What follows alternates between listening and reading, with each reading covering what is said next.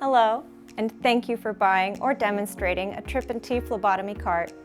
We greatly appreciate your support, and in return we wanted to provide you with some knowledge on a very special feature of this cart. As you may know, there are two casters below the handles, one with a green tab and the other with a gray tab. The gray tab, when pressed, enables the locking mechanism. This keeps the cart in place when not in use. The green tabbed caster is our main focus for this video. When this tab is pressed, it enables the directional or tracking lock function of the caster. This keeps the wheel aligned in a forward position instead of allowing the wheel to swivel 360 degrees.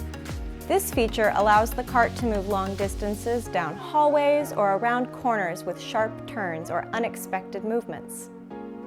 When the tab is released, the cart reverts back to being omnidirectional, making it able to get precisely into a corner or right in the spot you need it. That's how you can utilize your phlebotomy cart to its fullest potential. Thank you for choosing Trip&T.